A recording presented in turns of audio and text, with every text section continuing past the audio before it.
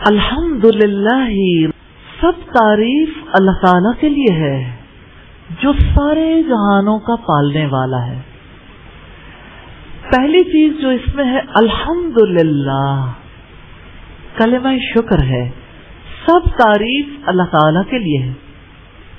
رب العزت نے اپنی کتاب کے آغاز میں ہماری رہنمائی کی ہے کہ ہم اس کی نعمتوں کا شکر الحمدللہ کہہ کر ادا کریں۔ یہ الحمدللہ کیا ہے؟ ہمیں دیکھنے کی ضرورت ہے اللہ تعالی کی حمد کیا ہے۔ دیکھیے، جہاں تک حمد کا تعلق ہے، حمد فیلنگز کے ساتھ متعلق ہے۔ جب تک کسی انسان کے احساسات، جذبات اللہ تعالیٰ سے جڑے نہیں ہوتے، وہ حمد بیان نہیں کر سکتا۔ آپ کتنی بار دن میں اللہ تعالیٰ کی حمد بیان کرتے ہیں؟ کتنی بار دن میں اللہ تعالیٰ کی حمد بیان کرتے ہیں؟ آپ اندازہ لگا سکتے ہیں اپنی زندگی سے۔ دل خالی ہے ان احساسات سے جو سب سے زیادہ قیمتی ہیں، ان جذبات سے، لیکن اللہ پاک نے آپ کو منتخب کیا ہے آپ کے سینے سے وہ احساسات و جذبات ابلنے لگ جائیں۔ اللہ پاک آپ کو خود سکھانا چاہتا ہے۔ تو حمد کا لفظ لطیف احساسات کے لیے بولا جاتا ہے۔ لطیف چیز کیا ہوتی ہے؟ دیکھیے، کوئی چیز ایسی ہوتی ہے نا کہ جو بھاری ہوتی ہے، اور کوئی چیز ہوتی ہے جو لطیف ہوتی ہے، بہت سافٹ فیلنگز ہیں۔ لطافت بولتے ہیں، لطیف کا لفظ استعمال ہوتا ہے جو بہت، یعنی عام طور پر جسے فیل نہیں کیا جا سکتا، بہت ہی ہلکی پھلکی، جس سے انسان بہت انجوائے بھی کرتا ہے۔ لطیف احساس کے لیے حمد کا لفظ بولا جاتا ہے جو انسان کے اندر سے اللہ تعالی کی تعریف کے لیے احساس ابھرتا ہے، لفظوں میں ڈھل جاتا ہے، وہ الفاظ حمد کہلاتے ہیں۔ حمد کون ہے جو اللہ تعالی کی حمد کر سکتا ہے؟ جو اللہ تعالی کو پہچانتا ہے، جو اپنے وجود پر اللہ تعالی کے انعامات کو محسوس کرتا ہے، جو اس کا شکر ادا کرتا ہے۔ شکر ادا کرنا یوں ہی تو ممکن نہیں ہے، یہ لفظی معاملہ نہیں ہے، یہ تو جذبات ہیں، یہ تو احساسات ہیں، لفظوں میں ڈھلتے ہیں۔ لیکن کچھ الفاظ ایسے ہوتے ہیں جو محض لفظ رہ جاتے ہیں۔ جو چیز انسان سے مطلوب ہے وہ اس کے احساسات و جذبات بھی ہیں، الفاظ بھی ہیں۔ دل کا یقین ان احساسات کو ابھارتا ہے۔ جتنا یقین ابھرتا ہے اتنا ہی زیادہ احساس، میں سمجھتی ہوں احساسات کے لیے آپ یوں سمجھ لیں کہ جیسے آپ جب اپنے وضو کے لیے جا کے باہر پانی کو ٹیپ کو جب آپ اوپن کریں گے اور پانی لینا چاہیں گے تو نارملی پانی آئے گا۔ ایسا تو نہیں ہوتا کہ ٹیپ بند رہے آپ ہاتھ کر دیں تو پانی آ جائے، پیچھے کوئی سورس ہے نا جہاں سے پانی آتا ہے۔ کبھی کبھی آپ سوچتے ہیں کہ دل بند ہو جاتے ہیں، سوچتے ہی نہیں، پھر دل سے اللہ تعالی کا شکر بھی ادا نہیں ہوتا۔ اس کی تعریف تبھی زبان سے ادا ہو سکتی ہے نا جب آپ فیل کریں۔ تعریف کے الفاظ آپ کو پتہ بھی ہوں، وہ دل سے نہیں نکلتے۔ وہ جیسے اقبال نے کہا، دل سے جو بات نکلتی ہے اثر رکھتی ہے، پر نہیں طاقت پرواز مگر رکھتی ہے۔ تو جب آپ اللہ کی تعریف بیان کریں گے، اس کا شکر ادا کریں گے، تو احساس شامل ہوگا، اسی کا تو اثر ہوگا آپ کے اپنے اوپر بھی، اور آپ کے رب کے سامنے ان جذبات کا اظہار ہو رہا ہے رب پر بھی۔ اور جس جگہ پر آپ الحمدللہ کہیں گے، حمد بیان کریں گے، ارد گرد والوں پر بھی حمد کا ایک ماحول ہے، جو آپ کے دل کے اندر ہے. اور آپ کی زبان پر جب حمد کے الفاظ آتے ہیں تو ارد گرد کا ماحول بھی حمد میں ڈھل جاتا ہے. اللہ تعالی کی حمد کسی نے بیان کی. نبی صلی اللہ علیہ وسلم نے فرمایا 30 فرشتوں کو میں نے دیکھا تیزی کے ساتھ لپکے کے آگے بڑھ کے پکڑ لیں. وہ اس قدر ہیوی کلمہ تھا. اس کا اجر کیسا ہوگا اللہ تعالیٰ ہی جانتے ہیں. یا ربی لک الحمد کما ینبغی لجلال وجہک وعظیم سلطانک. اے میرے رب ہم تیرے لیے ہے, تمام تعریف تیرے لیے ہے. لجلال وجہک تیرے چہرے کے جلال کے لائق ہے جو, وعظیم سلطانک اور جو تیری عظیم بادشاہت کے لائق. سبحان اللہ. حمد کرنے والوں نے کیسی کیسی حمد کی. آج جا کے آپ گوگل کریں گے, ہم تلاش کریں گے اور شیئر کریں گے گروپ پہ. خوبصورت حمد جو آپ کے دل کی آواز, تو آپ کئی حمد سنیں گے نا پھر, اور آپ کے دل پہ اثر بھی ہوگا کس نے کیسی حمد کی. کیا آپ کا دل نہیں چاہتا کہ آپ یہ دیکھیں کہ رسول اللہ نے کیسے کیسے حمد بیان کی, اللہ تعالیٰ کی کیسے کیسے تعریف کی. یقیناً جاننے کی ضرورت ہے. سچی بات یہ ہے کہ پوری کائنات میسیجز دیتی ہے. انسان تاروں کو دیکھتا ہے. رات کے گہرے اندھیرے میں ایسا نہیں لگتا کہ آسمان کی آنکھیں ہیں. جب تارے ٹمٹماتے ہیں تو ایسا نہیں لگتا کئی آنکھیں ہمیں دیکھتی ہیں. گہرے اندھیرے میں چمکتے تارے, ٹمٹماتے تارے کیا ہی منظر پیش کرتے ہیں. بے سبب تو نہیں ہے. ہم بھی تارے دیکھتے ہیں. ابراہیم علیہ السلام نے بھی تارا دیکھا تو تارے کو دیکھ کے سوچا میرا رب ہے. جب چاند نکل آیا تو کہنے لگے نہیں بھائی یہ زیادہ بڑا ہے, چمکتا زیادہ ہے, یہ میرا رب ہے. جب وہ ڈوب گیا تو کہنے لگے ڈوبنے والوں سے تو میں محبت نہیں کرتا. سورج نکلا, کہا یہ میرا رب ہے. جب وہ ڈوب گیا تو کہنے لگے میں شرک اور شرکاء سے بیزار ہوں. رب تو وہی ہے جس نے ان سب کو پیدا کیا. آپ کو تارے کوئی میسج نہیں دیتے کہ مجھے کسی نے پیدا کیا, میں کسی کے قائم رکھنے سے قائم ہوں, میں بھی ایک نظام میں بندھا ہوا ہوں, آپ بھی بندھ جاؤ. جب چاند نکلتا ہے نبی صلی اللہ علیہ وسلم دعا کرتے تھے, دعا میں چاند کے پرامن ہونے, ایمان والا ثابت ہونے, سلامتی اور اسلام والا ہونے کے ساتھ ساتھ چاند کے اور اپنے تعلق کے بارے میں بات. ربی وربک اللہ, اے چاند تیرا رب بھی اللہ ہے اور میرا رب بھی اللہ ہے. فیلنگز ہے نا. اب سوچیں گے, غور کریں گے, یہ دل کی عبادت ہے. ایک مومن کی نظر بدل جاتی ہے. وہ کائنات کو اپنے لحاظ سے نہیں دیکھتا صرف کہ مجھے اچھا لگ رہا ہے, یہ چیز مجھے اچھی لگتی ہے, یہ بری لگتی ہے. وہ اس کے اندر کے حسن کو تلاش کرتا ہے. بنانے والے نے کیا ہی بنایا ہے, کیا ہی خوب ہے. پھر اس کی زبان سے نکلتا ہے فتبارک اللہ احسن الخالقین, بڑا برکت والا ہے, سب پیدا کرنے والوں سے اچھا پیدا کرنے والا. حمد ہے نا یہ بھی, اللہ تعالیٰ کی حمد ہے. آپ اپنے رب کو سوچیں ان آنکھوں سے کہ میری آنکھیں کیسے دیکھنے کے قابل ہوئی, چشمہ بصارت اس نے بنایا. میری آنکھیں آج تک کتنا کچھ دیکھ چکی. یا اللہ تیرا شکر ہے کہ تو نے مجھے دیکھنے والا بنایا, ورنہ ایسے لوگ بھی ہیں جن کی آنکھیں ہیں لیکن دیکھتی نہیں. اور یا اللہ تو نے کان دیے, میرا حق نہیں تھا,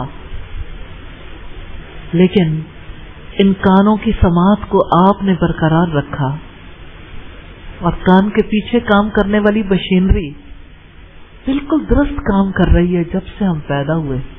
الحمدللہ. جب آپ سوچیں گے تو آپ کے دل سے اس کی حمد، اس کی تعریف نکلے گی.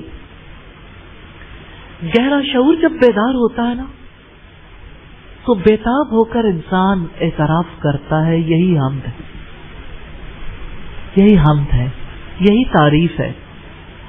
حمد میں دو چیزیں پائی جاتی ہیں، تعریف بھی اور شکر بھی. انسان جب اپنے وجود پر غور کرتا ہے تو ورطہ حیرت میں گم ہو جاتا ہے. پاؤں چلتے ہیں، ہاتھ پکڑتے ہیں، پکڑنے سے محسوس ہوتا ہے دیکھیں آپ کے جوڑ کیسے فلیکسیبل ہیں، اور جب سے پیدا ہوئے کتنی فلیکسیبلٹی ہے ان میں. اور پھر آپ دیکھیں کہ آپ کے پاؤں کیسے موو کرتے ہیں.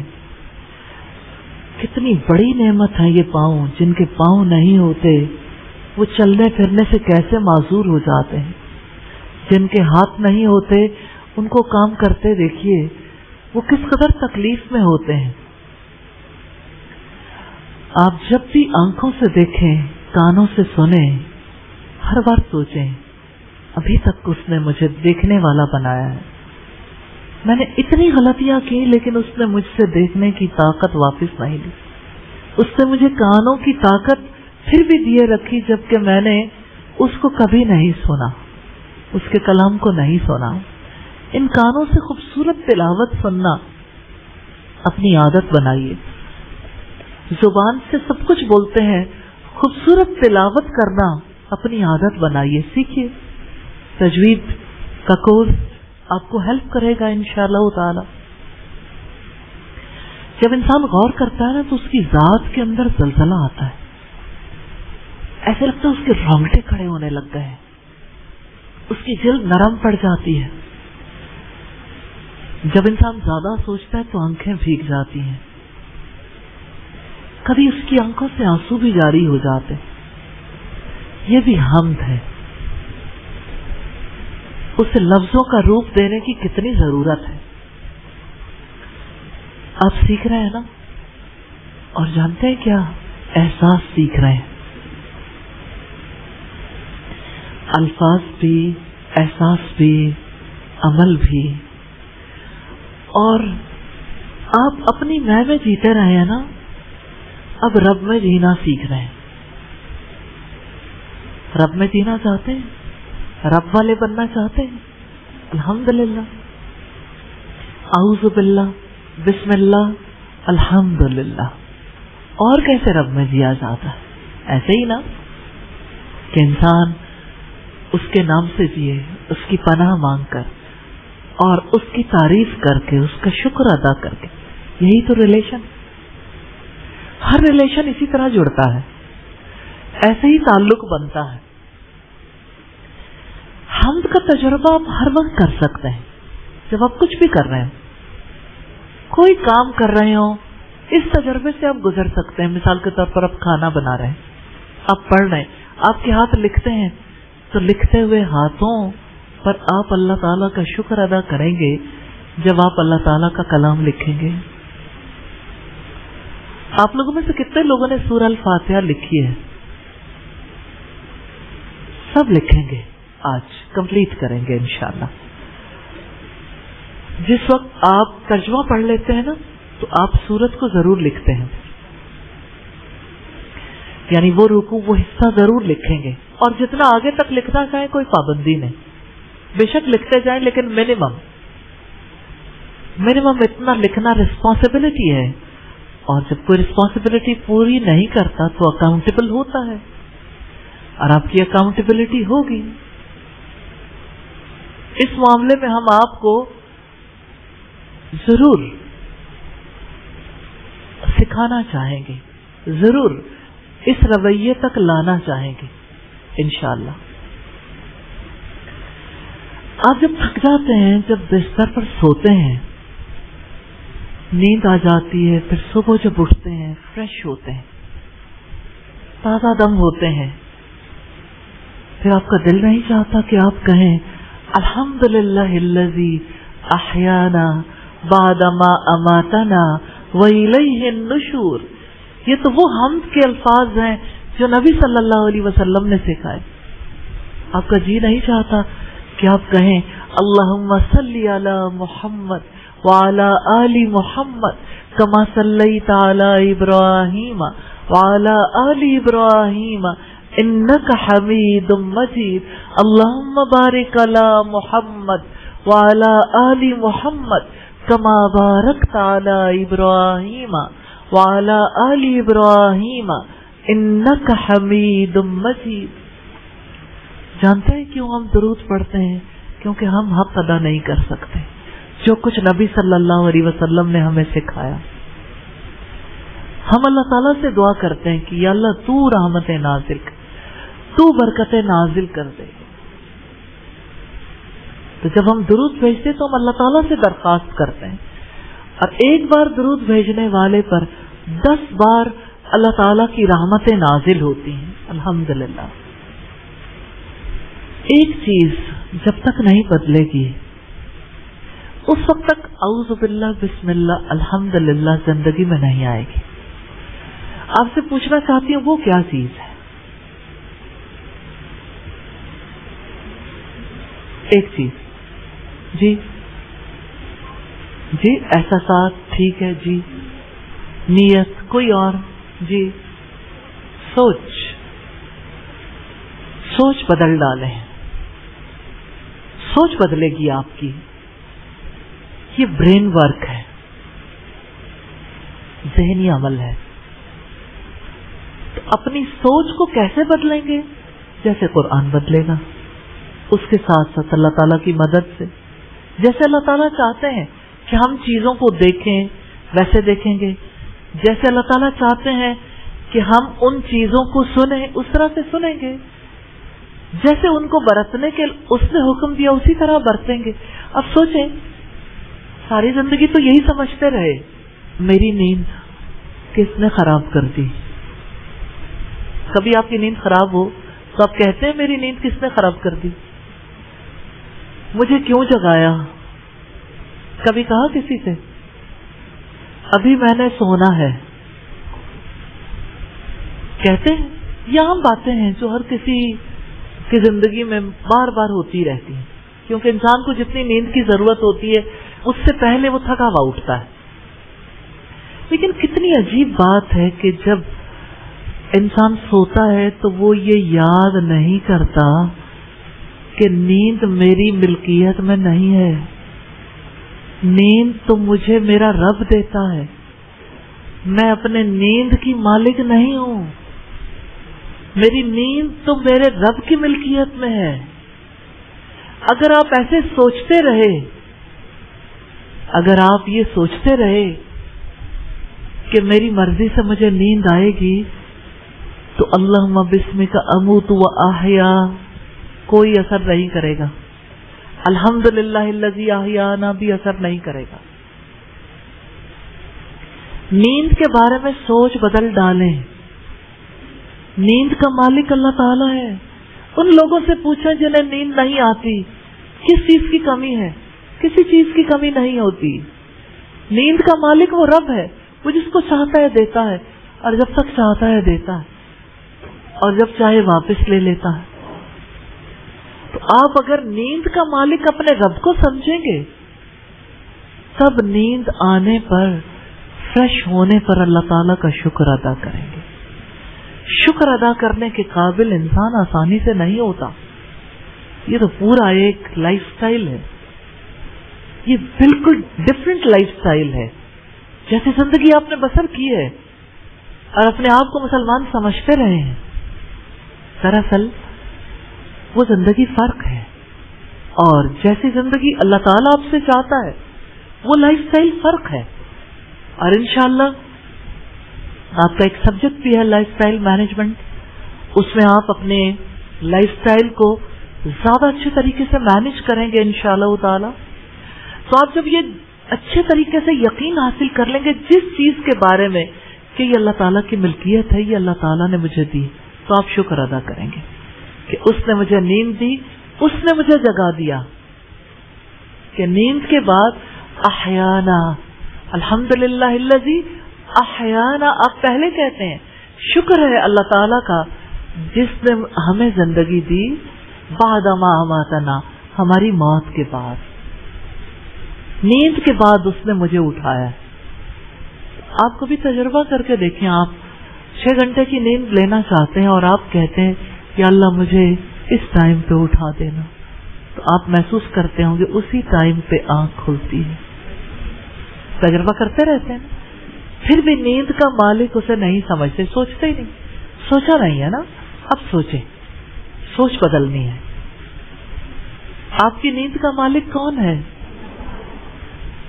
آپ اللہ تعالیٰ ایسے کہتے ہیں جس میں فیلنگز نہیں ہوتی، کیونکہ ابھی ریلیشن نہیں بنایا. اور نبی صلی اللہ علیہ وسلم کیسے کہتے تھے؟ جس میں فیلنگز ہوتی تھی.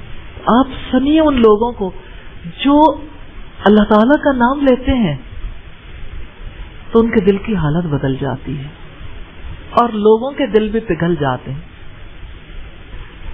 تو آپ دیکھیں کتنے کام ہیں زمین پر آپ چلتے ہیں. آپ ذرا خلا کے بارے میں تصور کریں، خلا میں جانے والے کسی جگہ قدم جما نہیں سکتے، پیچھے کتنی قوتیں کام کرتی ہیں. سورج کو دیکھتے ہیں، اس سے نفع اٹھاتے ہیں. سورج کی تخلیق میں کس قدر حکمت پوشیدہ ہے، انسان سوچتا ہے تو حیرت زدہ رہ جاتا ہے. سورج کی شکل میں اسے اللہ تعالیٰ کا انعام محسوس ہوتا ہے. سورج کا فاصلہ کتنا موزوں ہے زمین سے، اگر تھوڑا سا قریب آ جائے جل جائے سب کچھ، اگر تھوڑا سا دور ہو جائے تو دور ہونے کی وجہ سے ہر چیز ٹھٹر جائے. سورج کتنا بڑا انعام ہے. سورج نکلنے پر کبھی آپ نے اللہ کا شکر ادا کیا؟ کتنے کم لوگ ہیں جو اسے اللہ تعالیٰ کے شکر کا ذریعہ بناتے ہیں. ورنہ تو لوگ یہ سمجھتے کہ سورج نکل آیا بس ٹھیک ہے، نکل آیا، اس نے نکلنا ہی تھا. دن نکل آیا، دن ہو گیا، رات ہو گئی، ہر چیز ہو رہی ہے، آٹومیشن سمجھتے ہیں. پھر اللہ کا شکر ادا نہیں کرتے. آپ سانس لیتے ہیں نا، باہر اتنی آکسیجن کیسے ہے؟ خود سے خود آٹومیشن ہے. تو آٹومیشن نہیں ہے اس کائنات میں. جس نے سانس لینے کو آکسیجن دی ہے، کیوں نہ اس کا شکر ادا کریں. کیسے اس نے درختوں کے ذریعے آکسیجن کا یہ ذخیرہ ہمارے لیے ممکن بنایا. ہم کاربن ڈائی آکسائڈ گیس باہر پھینکتے ہیں سانس کے ذریعے سے، اور درخت اسے ایبزارب کر لیتے ہیں. درختوں پر کبھی آپ نے اللہ کا شکر ادا کیا ہے؟ درخت کتنی بڑی نعمت. آپ لوگوں میں سے کتنے لوگ ہیں جنہیں درخت لگانے کا شوق ہے؟ لیکن جب آپ اپنے لیے انہیں مفید سمجھیں گے کہ ہماری ضرورت ہے، نسل انسانی کی ضرورت ہے، تو آپ ضرور درخت لگائیں گے. آپ لوگوں میں سے کون درخت لگانا چاہتا ہے؟ لگانا چاہتے ہیں؟ آپ اپنے گھر میں، ارد گرد، اپنے ماحول میں، کہیں بھی کم از کم ایک درخت ضرور لگائیں گے. کب تک لگا لیں گے آپ؟ کب تک لگا لیں گے؟ 1 ہفتے تک. ٹھیک ہے، کیونکہ ظاہر ہے کہ آپ نے کوئی باقاعدہ کوئی درخت لگانا ہے. پھلدار درخت لگا لیں گھر میں. آپ ویسے بھی کوئی درخت لگا سکتے ہیں. سوسائٹی کا بھی حق ہے، ارد گرد بھی درخت لگائیے، کیونکہ درخت کاربن ڈائی آکسائڈ گیس ایبزارب کرتے ہیں، آکسیجن دیتے ہیں. لائف، اللہ تعالیٰ نے انہیں لائف سپورٹ سسٹم بنایا ہے ہمارے لیے. کیوں نہ ہم اپنے رب کا شکر ادا کریں. کتنی خوراک ہے جو ہم حاصل کرتے ہیں. یہ خوراک کس کس طرح سے ہمیں پہنچتی ہے. اگر آپ اس کی پیدائش پہ غور کریں گے تو آپ اللہ تعالیٰ کا شکر ضرور ادا کریں گے. الحمدللہ رب العالمین، سب تعریف اللہ تعالیٰ کے لیے ہے جو سارے جہانوں کا پالنے والا ہے. الحمدللہ، سب تعریف اللہ تعالیٰ کے لیے ہے. اللہ تعالیٰ نے اپنی کتاب کے آغاز ہی میں ہماری رہنمائی کی ہے کہ دیکھو کوئی ایسا نہیں ہے جس کی قدرت میں سب کچھ ہو. کوئی ایسا نہیں ہے جو سب کچھ پیدا کرنے والا، جو سب کو رزق دینے والا، جو سب کو ہدایت دینے والا، جو سب کچھ جاننے والا، جو سب کچھ دیکھنے والا، سب کچھ سننے والا، جو دعاؤں کو قبول کرنے والا ہو. سب تعریف اللہ تعالی کے لیے ہے کیونکہ وہ عظیم ترین ہے، وہ سب سے بڑا ہے. جب ہم کہتے ہیں سب تعریف اللہ تعالی کے لیے ہے تو اس کے انعامات پر اس کا شکر ادا کرنے کے لیے دل سے پکار اٹھتی ہے. اللہ تعالیٰ نے اپنے خوبصورت نام ہمیں سکھائے ہیں تاکہ ان ناموں کو ہم سیکھیں، ان پر غور و فکر کریں، ان سے اپنا تعلق بنائیں اور اپنے رب کا شکر ادا کریں کہ وہ اعلیٰ صفات کا مالک ہے. اللہ تعالیٰ کی ساری صفات کامل ہیں اور اس کے سارے افعال عدل پر مبنی ہیں اور فضیلت والے ہیں. اللہ تعالیٰ کی حمد کامل ہے، وہ کامل حمد کا مالک ہے. اس لیے سب تعریف اللہ تعالیٰ کے لیے ہے جیسا کہ اس کی ذات کے لائق ہے. یا ربی لک الحمد کما ینبغی لجلال وجہک وعظیم سلطانک. نبی صلی اللہ علیہ وسلم نے فرمایا الحمدللہ کے بارے میں، الحمدللہ تملأ المیزان. آپ بولیں گے؟ کیا آپ جانتے ہیں کہ آپ نے وہی بات اپنی زبان سے دہرائی ہے جو ہمارے نبی نے ارشاد فرمائی ہے؟ نبی کی بات، الحمدللہ تملأ المیزان. الحمدللہ کہنا میزان کو بھر دیتا ہے. یہ مسلم کی 534 نمبر روایت ہے.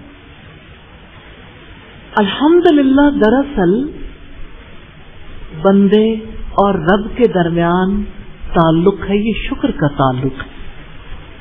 کیا آپ نے اللہ تعالیٰ سے شکر کا تعلق قائم کر لیا ہے؟ کیا اس کی ابتدا کی ہے کہ اس کی ہر نعمت پر اس کا شکر ادا کرنا ہے؟ انسان جب شکر گزار ہوتا ہے نا تو رب کا قدردان بن جاتا ہے. شکر گزاری کے لیے قدردانی ضروری ہے، پہلے بھی بعد میں بھی. یہ بندے اور رب کا رشتہ ہے. نبی کریم صلی اللہ علیہ وسلم نے فرمایا اللہ تعالیٰ سے زیادہ اپنی مدح کو پسند کرنے والا اور کوئی نہیں. یعنی انسان بھی چاہتے ہیں کہ انہیں اپریسیشن ملے، اللہ تعالیٰ سب سے بڑھ کر چاہتے ہیں کہ اس کی مدح کی جائے. اسی لیے اس نے اپنے نفس کی خود تعریف کی ہے. بخاری کی 4637 نمبر روایت. اللہ تعالیٰ نے انسانوں کو جو تہذیب سکھائی ہے اس کے مطابق ہر کام کا اختتام الحمدللہ پر ہونا چاہیے. نبی صلی اللہ علیہ وسلم کاموں کے اختتام پر الحمدللہ کہتے تھے. کبھی آپ یہ دعا کرتے الحمدللہ الذی بنعمتہ تتم الصالحات. شکر ہے اللہ تعالیٰ کا، تمام تعریفیں اللہ تعالیٰ کے لیے ہیں جس کی وجہ سے نعمتیں پائے تکمیل کو پہنچتی ہیں. بندے کے بس میں نہیں ہے نا، وہ کام شروع کر لیتا بیچ میں چھوڑ دیتا. کتنے کم لوگ ہیں جو ایکسیلنس چاہتے ہیں، جو تکمیل تک کاموں کو پہنچاتے ہیں. تو اس کی ذات کا شکر اس لیے بھی ہے، اس کی تعریف اس لیے بھی ہے کہ اس کی وجہ سے نعمتیں پایہ تکمیل کو پہنچتی ہیں. اور اب آج کی بات الحمدللہ رب العالمین. سب تعریف اللہ تعالیٰ کے لیے ہے جو سارے جہانوں کا پالنے والا.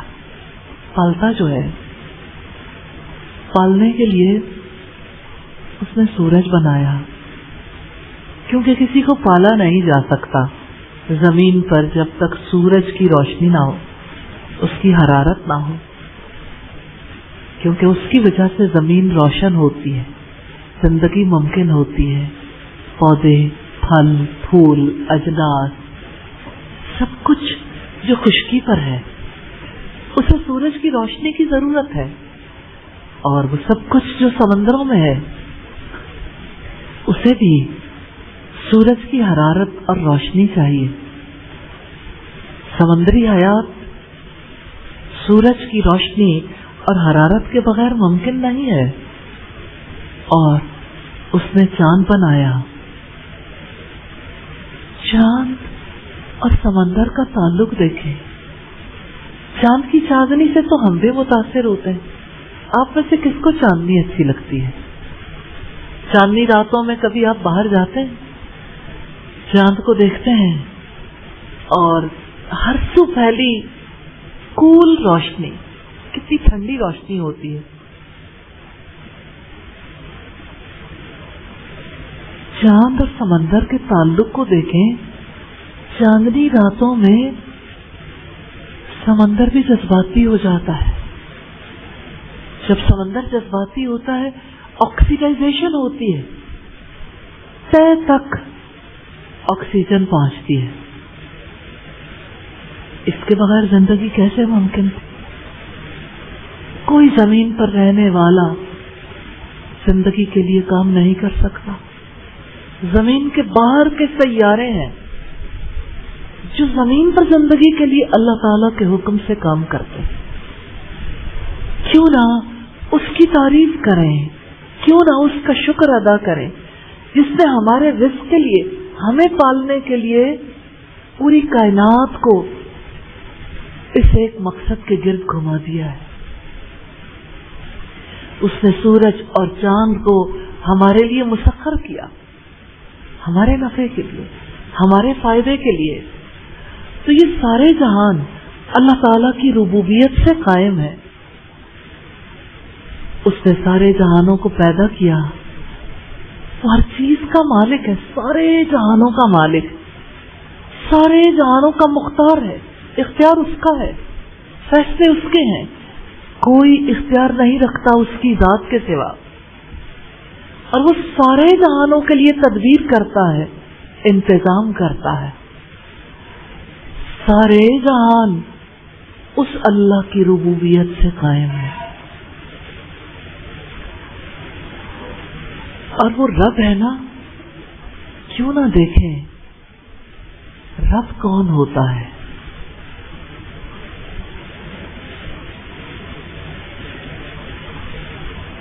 رب پالنے والے کو کہتے ہیں۔ رب کا مطلب ہے معبود جس کی عبادت کی جائے، آقا، مالک، مختار کل، جو اپنی ملکیت کی تمام چیزوں میں تصرف کا اختیار رکھتا ہو، وہ تمام جہانوں کا مربی ہے۔ مربی جانتے ہیں کسے کہتے ہیں؟ اللہ تعالیٰ کے لیے جب ہم بولتے ہیں تو سوچیں، مربی کو سمجھنا چاہتے ہیں تو امیجن کیجئے گا، آپ ایک بیج کو دیکھیں، وہ بیج جو بویا جاتا ہے، کبھی ایسا نہیں ہوتا کہ کوئی گندم بوئے اور چنا نکل آئے، کیونکہ ہر بیج کے اندر اس کی کہانی لکھی ہے، اس کے اندر سے کیسی کمپل نکلے گی، کیسی جڑ نکلے گی، اور پوری زندگی کا پلان بھی، آل انسٹرکشن بیج کے اندر۔ کبھی آپ نے سوچا مٹی کی لیئر اتنی ہارڈ ہوتی ہے، اس میں سے پتا کیسے نکل آتا ہے؟ کمپل پٹی جگہ کیسے دیتی ہے؟ خود بخود آٹومیشن ہے؟ ایسا نہیں ہے۔ مٹی کا رب مٹی کو یہ حکم دے چکا ہے وہ دیتا ہے. جس بیج کے لیے دیتا ہے اس کی کونپل باہر نکلتی ہے, جس کے لیے نہیں دیتا وہ اندر ہی سڑ جاتا ہے. اور آپ سوچیں, کونپل تو باہر آ گئی, ہری ہری کونپل ہے, اور آپ سوچیں وہ جڑ جو زمین کے اندر گئی ہے, اندر جانے والی جڑ کو جگہ کیسے ملی؟ وہ رب دلواتا ہے. اور اب آپ سوچیں, چھوٹا سا پودا ہے نا, بیج تھا, چھوٹا سا پودا, وہ بڑھ رہا ہے بڑھ رہا ہے بڑھ رہا ہے, اور بڑھتے بڑھتے وہ تناور درخت بنتا ہے. وہ جو بیج سے پورا درخت بنانے والا ہے, ہر سٹیج سے اسے گزارنے والا ہے, وہ نگہداشت کرتا ہے, حفاظت کرتا ہے. وہ کس طرح سے ہر سٹیج پر اس کی مطلوبہ چیزیں اسے پہنچاتا ہے. ہوا, پانی, منرلز, روشنی, سب کی ذمہ داری اس نے لی. ایک بیج کے لیے کتنی ایفرٹ ہے, کتنی اسٹرگل ہے. اب سوچیں گندم کے کتنے بیج, کتنے دانے ہیں, جب وہ پستے ہیں تو آپ کی بریڈ یا آپ کی روٹی تیار ہوتی ہے. اور ایسا نہیں ہوتا کہ وہ دانا اچانک نکل آئے, کئی مہینے لگتے ہیں. پھر جب وہ دانے نکلتے ہیں خود بخود نہیں نکلتے, اس کے لیے محنت ہوتی ہے. تھریشر سے ان کو الگ کیا جاتا ہے, پھر وہ پیک کیے جاتے ہیں بوریوں میں, پھر وہ منڈیوں تک پہنچتے ہیں, پھر وہاں سے فیکٹری تک پہنچتے ہیں یا گھروں تک, پھر چکیوں پہ جاتا ہے, گندم جاتی ہے یا فیکٹریوں میں گندم پستی ہے, پھر وہ گھروں تک آتی ہے. پھر کس طرح سے اس آٹے کو گوندا جاتا ہے, پھر اس کے چھوٹے چھوٹے پیڑے بنائے جاتے ہیں, پھر اس کو بیلا جاتا ہے, پھر اس کی چپاتی بنتی ہے. آگ کہاں سے آتی ہے؟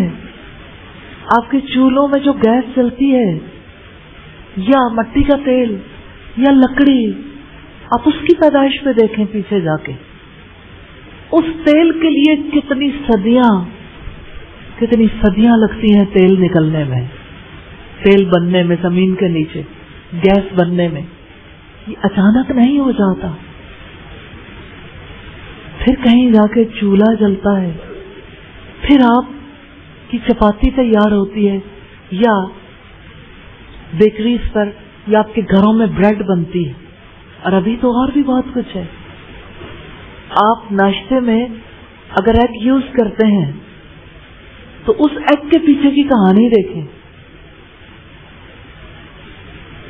مرغی کو کون پالتا ہے؟ مرغی کی پیدائش کو دیکھیں, پھر انڈے کی پیدائش کو دیکھیں, پھر انڈے کی بناوٹ کو دیکھیں, محفوظ رکھنے کے لیے شیل, جھلی, پھر اس کے اندر آپ کی قوت کے لیے آپ کے رب نے کتنے خزانے رکھے, پھر وہ سبزیاں, وہ گوشت, وہ دودھ, وہ شہد, اور وہ ساری چیزیں جو آپ یوز کرتے ہیں, وہ پھل, سب کچھ کیسے پیدا ہوتے ہیں. ایک دسترخوان پر آئے اور سرکش لوگ کہہ اٹھے, لن نصبر علی طعام واحد, ہم ایک کھانے پر ہرگز صبر نہیں کر سکتے. یہودیوں نے کہا تھا نا صحرائے سینا میں, ایک کھانا نہیں کھا سکتے, کہ بٹیر کھاتے رہیں اور سویٹ ڈش کھاتے رہیں, ہمیں تو کچھ اور چاہیے زمین کی پیداوار میں. تو اللہ تعالیٰ دانے پیدا کریں, سبزیاں پیدا کریں. پھر بھی انسان ایسے ہیں کبھی غور ہی نہیں کرتے, سوچتے ہی نہیں. جانتے ہیں پھل اگر ٹیبل پہ پڑے ہیں یا دسترخوان پہ, بڑے مزے کے آم ہیں, کہاں کے ہیں؟ ملتان کے ہیں, شجاع آباد کے ہیں, بہاولپور کے ہیں, رحیم یار خان کے ہیں. اچھا, زمین تو یاد رہ گئی, زمین بنانے والا تو یاد تھا نا. اور ڈسکشن کیا ہوتی ہے؟ جو پھل لے کے آیا وہ کہتا میں نے چن کے خریدے ہیں، میں لے کے آیا، میں نے پھلوں والوں سے کہہ رکھا ہے کہ میرے لیے اچھا پھل رکھیں، پیسے جتنے مرضی لے لوں. تو سارا کریڈٹ اس نے لے لیا جو خرید کے لایا، یا اس نے لے لیا جس نے باغ اگایا، یا اس نے لے لیا جس نے وہ دسترخوان پہ لا کے رکھے، کاٹ کے دیے. سبھی رب کو بھول گئے، رب یاد ہی نہ رہا. وہ رب ہے جو پالتا ہے. کتنے خوبصورت چیریز ہیں. آپ اس کی چھوٹی سی شاخ کو دیکھیے جس کے ساتھ چیری لگی ہوئی. کبھی آپ بھی گفٹ پیک کرتے ہیں، جس کور میں چیری پیک ہے اس کو چیری سے الگ کر کے دیکھیں، اترتا ہے کور، لیکن ارد گرد کی فضا سے جام سے کیسے پاک رکھتا ہے، کیسے پاک رکھتا ہے. پھر وہ چیری جو گلگت میں ہوتی ہے اور ناردرن ایریاز میں ہوتی ہے وہ آپ کے لیے پیک ہوتی ہے، کس طرح سے وہ ٹرکوں پر منڈیوں میں پہنچائی جاتی ہے، پھر وہ گھروں تک پہنچتی ہے. پھر جب آپ اسے پیک دیکھتے ہیں تب بھی سبحان اللہ الحمدللہ نہیں کہتے. تو کیا یہ ہماری انسانیت کے لیے چیلنج نہیں ہے؟ کیا ہم کسی احسان کو مانتے ہی نہیں؟ آپ ایک ایک بیری کو دیکھیے، کلر بدل گیا. پھلوں کا کلر کتنا ڈفرینٹ ہوتا ہے. ایک مینگو ہی کو دیکھ لیجیے، قسمیں ہے نا، ہر قسم کا کلر ڈفرینٹ ہے، ٹیسٹ ڈفرینٹ ہے. سمر بہشت کی کیا ہی بات ہے. ہمارے یہاں چونسا بہت پاپولر ہوتا ہے، لاسٹ سیزن میں آتا ہے. جب کوئی کہتا ہے مجھے چونسا بہت پسند ہے، مجھے پسند ہے، تو اپنی بات کی نا، شکر تو ادا نہیں کیا. اس وقت سب تعریف کس کے لیے ہوتی ہے؟ اپنے لیے. اللہ اکبر، یا اللہ تو کتنا حلیم ہے، تو ہم جیسوں کے رویے دیکھتا ہے پھر بھی مہلت دیتا. ہم کتنا اگنور کرتے ہیں، ہم غور و فکر ہی نہیں کرتے. پتہ ہے اگر غور کریں گے نا، یہ دل کی عبادت ہے. وہ دل کیسے عبادت کرے جو روشن نہیں ہے، لیکن دل میں جگہ بن رہی ہے نا روشنی کے لیے. اور آپ جانتے ہیں العلم نور، علم روشنی ہے، اور آپ اپنے رب کے بارے میں جان رہے ہیں، اس کے بارے میں غور و فکر کر رہے ہیں. یہ عبادت ہے، جیسے نماز عبادت ہے، یہ غور و فکر بھی عبادت ہے. اس پر اللہ تعالیٰ سے اجر و ثواب کی امید رکھنی ہے. یہی تقویٰ ہے. اس تقویٰ کے ساتھ کتاب کا فہم ملتا ہے. الحمدللہ. کب سوچے وہ رب ہے تمام جہانوں کا، سورج کا بھی رب ہے. رسول اللہ نے فرمایا تھا نا، ربی و ربک اللہ، اے چاند تیرا رب بھی اللہ ہے اور میرا رب بھی اللہ. چاند کی منزلیں، سورج کی منزلیں وہ رب مقرر کرتا ہے. گیلیکسیز کو دیکھیے، وہ گیلیکسیز کا بھی رب ہے، فرشتوں کا بھی، جنات کا بھی، انسانوں کا بھی، جانوروں کا بھی، مچھلیوں کا بھی، پرندوں کا بھی رب ہے. وہ پانیوں کے اندر کیسے مچھلیوں کو پالتا ہے، ہر ایک کو اس کا رزق پہنچاتا ہے.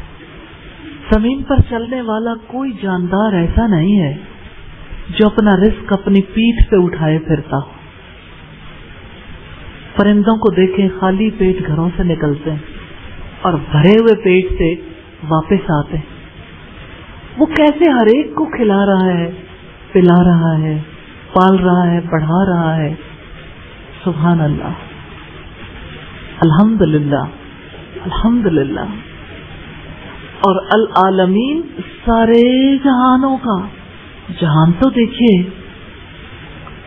ایک آنکھ جب دیکھتی ہے نا اپنی جگہ پر. آپ نے چھوٹی سی ڈاکومنٹری دیکھی ہوگی، چھوٹا سا کلپ، ایک لڑکی کو جو اپنے گھر میں اپنی جگہ پہ لیٹی ہوئی ہے، کس طرح سے ایک گھر سے ایک شہر، پھر شہر بھی چھوٹا ہو جاتا ہے، ایک ملک، پھر ملک بھی چھوٹا، پھر زمین بھی چھوٹی، سولر سسٹم، پھر سولر سسٹم بھی نقطہ، پھر گیلیکسی بھی ایک نقطہ. اربوں گیلیکسیز ہیں، گیلیکسیز کی بھی نرسریاں لگی ہوئی ہیں. یہ ایک عالم ہے زمین، اور یہ سولر سسٹم ہے. کیسے نقطہ بن گئی زمین، اور یہ سولر سسٹم بہت بڑا دکھ رہا ہے نا، یہ بھی ایک نقطہ بن جانے والا ہے. اور اس نقطے کو دیکھیں گیلیکسیز میں، یہ گیا، یہ وہ گیلیکسی ہے جس میں ہم رہتے ہیں، جس میں ہمارا سولر سسٹم ہے. اور یہ آسمان جس پر آپ تاروں کو چمکتے دیکھتے ہیں، یہ کتنے بڑے ہیں. سارے جہانوں کا رب ہے وہ، سارے جہان اس نے پیدا کیے، ان کا وہ مالک ہے، ان کی تدبیر اور انتظام کرتا ہے، ان جہانوں کو وہ چلاتا ہے، سارے جہانوں کا آقا ہے، مربی ہے، مختار کل ہے. مخلوق کے لیے اللہ تعالیٰ کیسا رب ہے جانتے ہیں؟ رب آقا بھی ہوتا ہے اور رب تربیت بھی کرتا ہے. تربیت کا بھی یہی روٹ ہے. جیسے آپ اپنے ماں باپ کے لیے دعا کرتے ہوں گے، رب ارحمہما، اے میرے رب ان دونوں پر رحم فرمانا، کما ربیانی صغیرا، جیسے انہوں نے مجھے بچپن میں شفقت سے پالا. ربیانی، رب تربیت کرتا ہے. اس کی تربیت کی دو قسمیں ہیں، ایک عام تربیت ہے، تربیت عامہ. اس سے مراد یہ ہے کہ اللہ تعالیٰ نے پیدا کیا، اس نے رزق دیا اور رزق کے مسالے کی طرف رہنمائی کی، جن میں دنیا کی زندگی کی بقا ہے. اور ایک تربیت خاصہ ہے. تربیت جب ہم ٹریننگ کہتے ہیں نا تو ریئلی اس کا حق ادا ہی نہیں ہوتا. انگریزی زبان میں تربیت کا لفظ جو ہے وہ اس کا اظہار کرنے سے قاصر ہے، عربی زبان میں ہوتا ہے، کیونکہ اس کا رشتہ رب سے ہے. رب وہ ہے جو نشو و نما کرتا ہے، بیج سے پورا درخت بناتا ہے. رب وہ ہے جو نگہبانی کرتا ہے. رب وہ ہے جو تدبیر اور انتظام کرتا ہے. وہ مالک ہے نا. اس نے فرمایا تبارک الذی بیدہ الملک. اپنی مٹھی دیکھیں، بند کریں اور دیکھیں اس میں کیا ہے. کیا ہے کوئی بتائے گا؟ ہینڈ ریز کریں. کچھ بھی نہیں، خالی مٹھی. تبارک الذی بیدہ الملک، بڑا برکت والا ہے جس کے ہاتھ میں بادشاہت، سارے جہانوں کا بادشاہ. وَهُوَ عَلَى كُلِّ شَيْءٍ قَدِيرٌ، اور وہ ہر چیز پر پوری قدرت رکھنے والا ہے. قدرت اس کی ہے، اختیار اس کا ہے. اور عام تربیت تو یہ ہے نا کہ وہ پورا وجود یعنی ابتدا سے لے کے کمال تک پہنچاتا ہے. جیسے آپ کی جب بنیاد پڑی تھی، ایک سیل تھے نا، خون کا جمع ہوا لوتھڑا، بے شکل کی بوٹی، پھر پورے بن گئے تھے تب بھی آنکھیں نہیں بنی تھی. آنکھیں بننے میں تو بہت ٹائم لگتا ہے. اور پھر جب روح ڈالی گئی تھی تو اتنے سے تھے، پھر ماں کے پیٹ میں کتنے بڑے ہوئے، پھر پیدا ہوئے، پھر بچپن کی کتنی منازل، پھر لڑکپن، جوانی، کچھ جوانی سے آگے ادھیڑ عمری اور بڑھاپے میں ہے. زندگی کی منازل ہے نا. تو وہ رب کس طرح سے کمال تک پہنچاتا ہے؟ یہ تربیت عامہ ہے. ایک تربیت خاصہ ہے، خاص تربیت ہے. ہر ایک کی یہ تربیت اللہ تعالیٰ نہیں کرتے. اللہ تعالیٰ اپنے ولیوں، اپنے دوست کی تربیت کرتے ہیں. آپ کو پتہ ہے ایمان لا کر کوئی بھی اللہ کا ولی بن سکتا ہے. دلیل ہے میرے پاس. اللہ تعالیٰ نے فرمایا اللہ ولی الذین آمنوا. اللہ تعالیٰ ولی ہے، مافوق الفطری طریقے سے مدد کرتا ہے.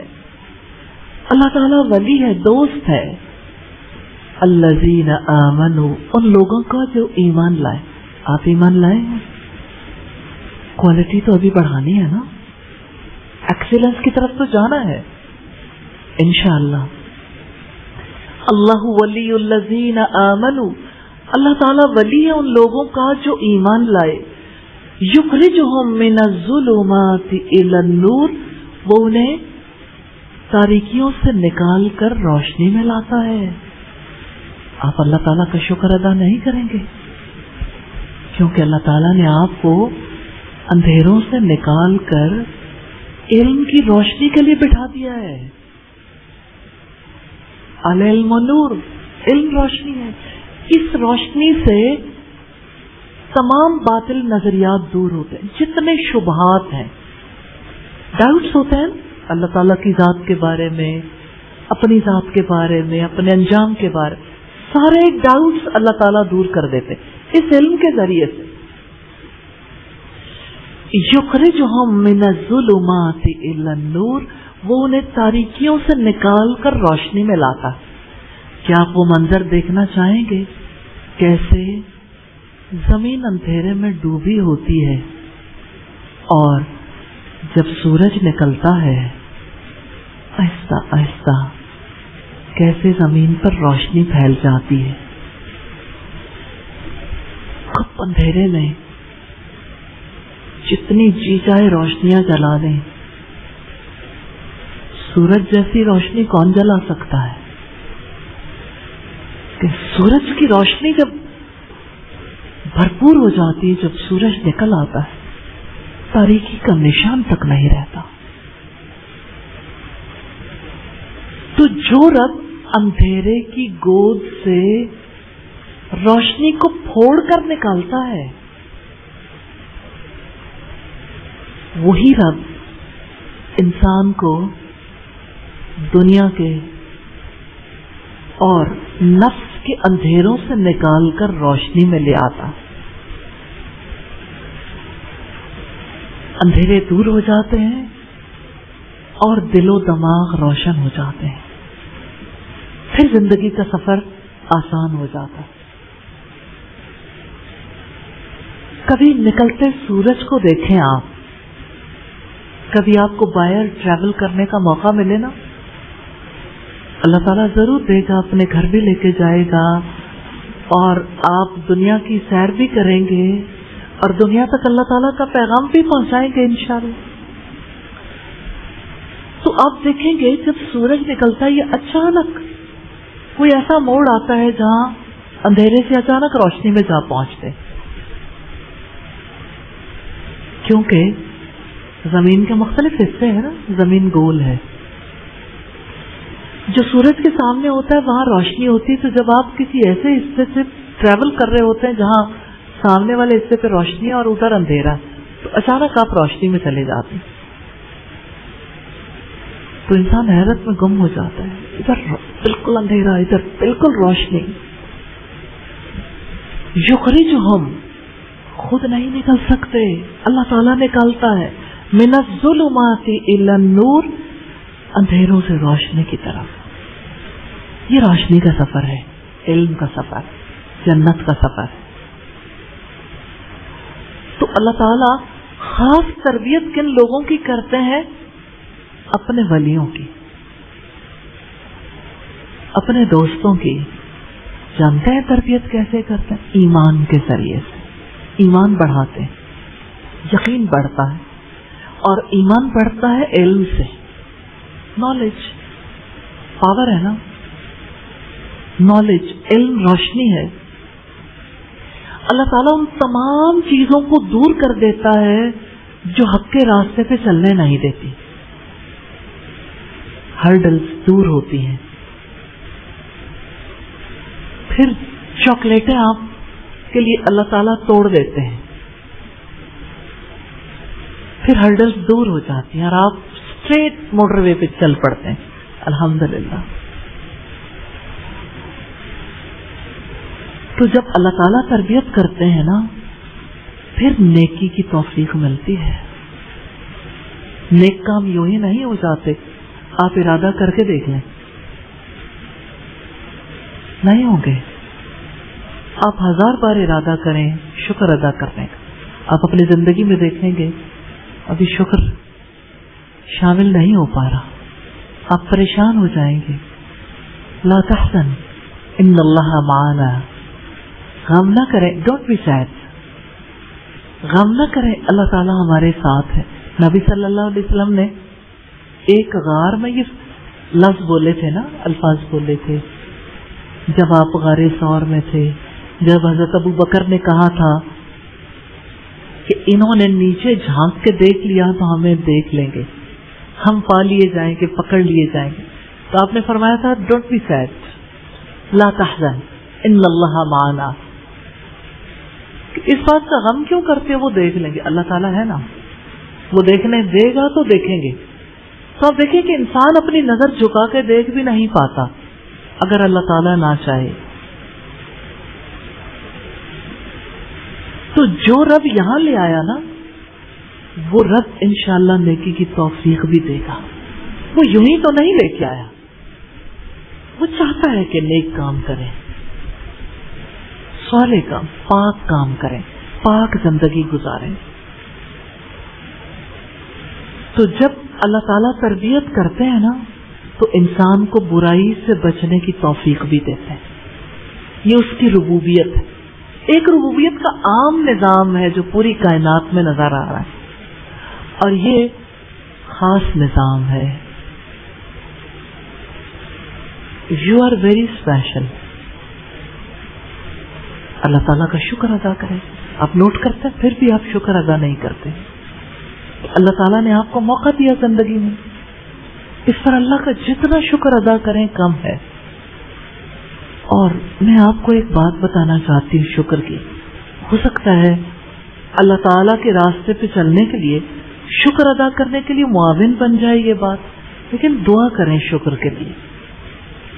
اللہ پاک نے فرمایا لئن شکرتم لأزیدنکم، اگر تم شکر کرو گے میں تمہیں اور زیادہ دوں گا، اور زیادہ دوں گا. لئن شکرتم لأزیدنکم.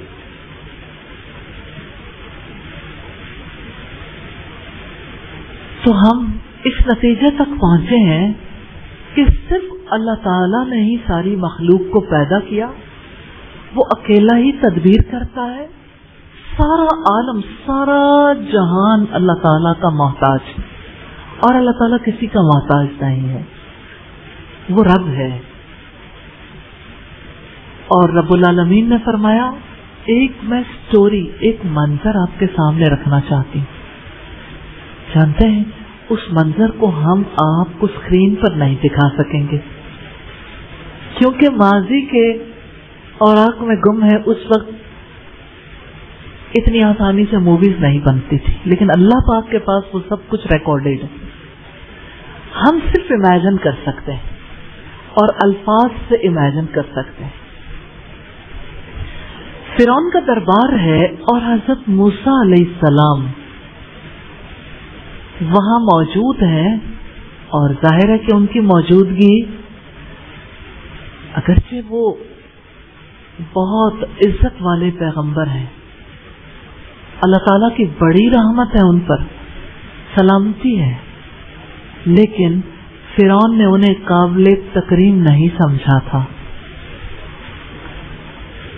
جیسے کرمنلز کو حاضر کیا جاتا ہے نا، اس سے پوچھا جاتا ہے، ایسے ہی فرعون نے یوں پوچھا تھا، دربار سجا ہوا ہے، اور فرعون کہتا ہے قال فرعون وما رب العالمین، فرعون نے کہا رب العالمین کیا ہوتا ہے؟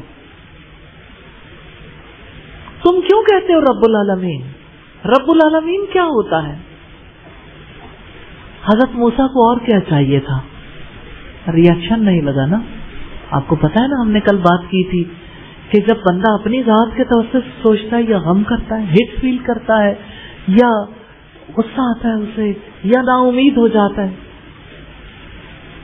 جو اللہ کے ولی ہوتے ہیں نا، وہ ان ساری چیزوں سے اوپر اٹھتے ہیں، وہ اللہ تعالیٰ کے حوالے سے دیکھتے ہیں، وہ یہ دیکھتے ہیں یہ دعوت کا موقع ہے، ابھی تو موقع ملا ہے، اب تو اس نے خود ہی سوال کر دیا، اب دل لگا کے بتاتا ہوں۔ قال رب السماوات والارض وما بینہما، حضرت موسیٰ نے کہا آسمانوں کا رب، زمین کا رب، اور ان کا بھی رب جو ان کے درمیان ہے، آسمان اور زمین کے بیچ میں جو کچھ ہے سب کا رب۔ بس اتنی بات ہے، تمہیں سمجھ تب آئے گی ان کنتم موقنین، اگر تم یقین کرنے والے ہو۔ یعنی فالٹ اس میں نہیں ہے، یہاں نہ دیکھو کہ وہ رب نہیں ہے، وہ رب العالمین تو ہے، اپنے اندر ڈھونڈو یقین کہاں ہے۔ حضرت موسیٰ نے کہاں لگا دیا؟ ان کنتم موقنین، اگر تم یقین کرنے والے ہو۔ یہ نہیں کہا مجھے یقین ہے، یہ نہیں کہا یقین کر لو، ایسی بات کہی ہے جو سوچنے پہ مجبور کرتی۔ ان کنتم موقنین، اگر تم یقین کرنے والے ہو۔ یہ سورہ الشعراء کی آیات ہیں 23 اور 24۔ آپ یاد نہیں کریں گے آیت؟ قال فرعون وما رب العالمین، 3 دفعہ دہرائیں۔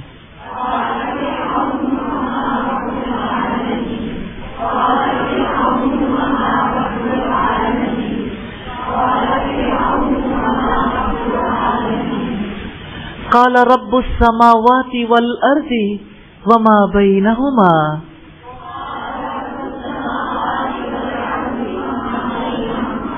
قال رب السماوات والارض وما بینہما،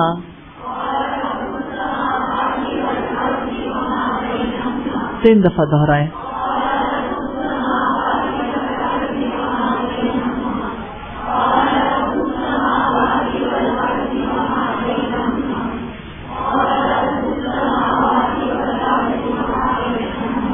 ان کنتم موقنین،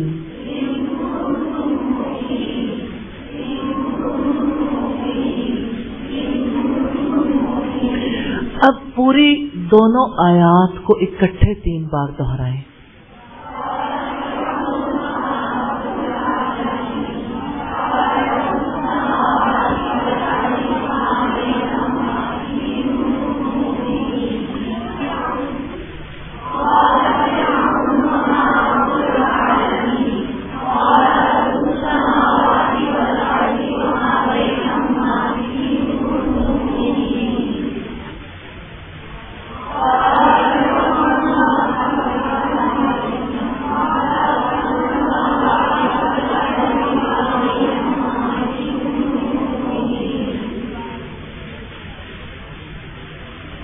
الحمدللہ رب العالمین۔ تو جب کبھی آپ نے کسی کو یہ بتانا ہو کہ رب کون ہے تو آپ کیا بتائیں گے؟ رب السماواتی، رب السماواتی والارض وما بینہما. کتنی بڑی دلیل ہے، کتنی بڑی دلیل ہے. الحمدللہ. باقی تو اس کی ایکسپلینیشنز ہے نا. جب انسان سوچ سمجھ کے الحمدللہ رب العالمین کہتا ہے تو اس کا انسان پر اثر ہوتا ہے، اور اس پر اثر ہونا چاہیے، سوچ پر بھی اور عمل پر بھی. جانتے ہیں اثر کیا ہوتا ہے؟ پوری کائنات سے ہم آہنگ ہو جاتی ہے سوچ اور عمل، کیونکہ پوری کائنات اس بات کو سمجھتی ہے کہ وہ رب العالمین ہے. الحمدللہ رب العالمین. جیسے کائنات اللہ تعالیٰ کے ہر حکم کی پابند ہے، ایسے ہی انسان کو بھی اپنے رب کی ہر بات کا پابند ہو جانا چاہیے. اور بندہ ہو جاتا ہے، ہونا شروع کر دیتا ہے. آپ بھی ارادہ کریں، یو آر ریسپانسبل، آپ کو کرنا چاہیے.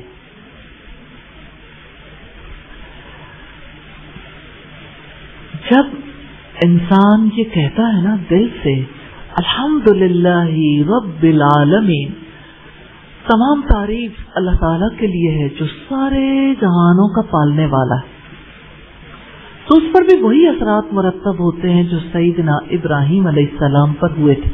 آج آپ نے جا کے اپنے آپ سے پوچھنا سوتے ہوئے کہ میرے اوپر یہ اثر ہے. اثر ہوتا ہے جب انسان اس فیز میں جاتا ہے. تو آپ آیات پڑھ کر اثر میں جائیں گے، سمجھ کر انشاءاللہ. سیدنا ابراہیم علیہ السلام پر کیا اثر ہوا تھا؟ انہوں نے ساری توقعات اپنے رب سے باندھ لی تھی.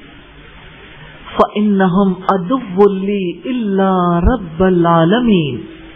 سو بلا شبہ وہ سب میرے دشمن ہیں سوائے ایک رب العالمین کے. الذی خلقنی فہو یہدین. جس نے مجھے پیدا کیا پھر وہی میری رہنمائی کرتا ہے. والذی ہوا یطعمنی ویسقین. اور وہی مجھے کھلاتا ہے اور وہی مجھے پلاتا ہے. وَإِذَا مَرِضْتُ فَهُوَ يَشْفِينِ. اور جب میں بیمار ہوتا ہوں تو وہی مجھے شفا دیتا ہے. وَالَّذِي يُمِيتُنِي ثُمَّ يُحْيِينِ. اور جو مجھے موت دے گا پھر وہ مجھے زندہ کرے گا. وَالَّذِي أَطْمَعُ أَن يَغْفِرَ لِي خَطِيئَتِي يَوْمَ الدِّينِ. اور جس سے میں طمع رکھتا ہوں کہ جزا کے دن وہ میری خطا بخش دے گا. سورہ شعراء کی ہی آیات ہے 77 سے 82. کتنی پیاری آیات، کتنا خوبصورت نغمہ ہے. آپ کبھی کچھ گنگناتے ہیں؟ گنگناہٹیں اسٹیٹکس میں سے ہے نا، حصے کمالیات کی تسکین کے لیے انسان گنگناتا ہے. آپ اللہ تعالیٰ سے دعا کر لیں، یا اللہ میری گنگناہٹوں میں قرآن آ جائے. اور یہ آیات آپ گنگنا سکتے ہیں، اٹھتے بیٹھتے سوتے جاگتے، یہ آپ کا تعلق. تو آپ دہرائیں گے فَإِنَّهُمْ عَدُوٌّ لِّي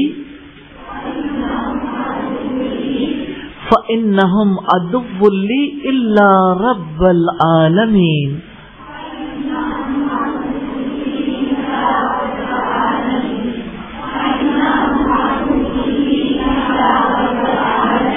الذي خلقني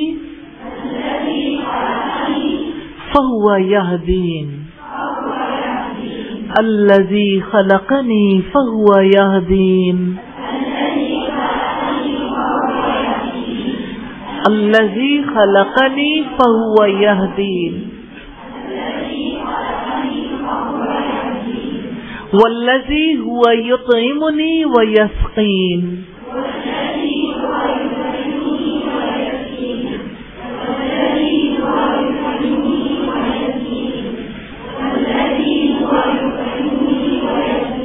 وَإِذَا مَرِضْتُ فَهُوَ يَشْفِينِ.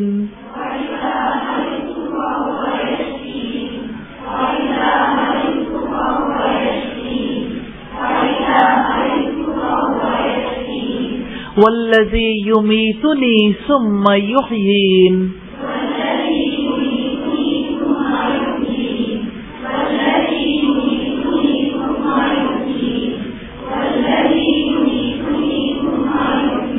والذی اطمع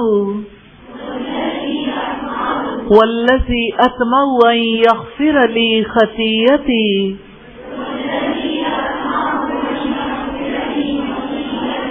والذی اطمع ان یغفر لی خطیئتی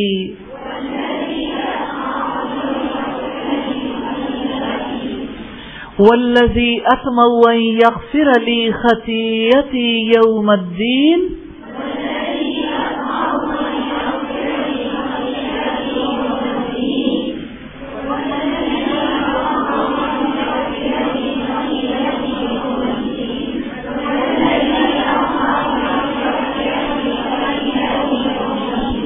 مجھے امید ہے کہ آپ اب یاد کر سکیں گے انشاءاللہ. الرحمن الرحیم، یہ تیسری آیت ہے. وسیع رحمت والا، نہایت رحم والا. اللہ تعالیٰ کی صفت رحمت کے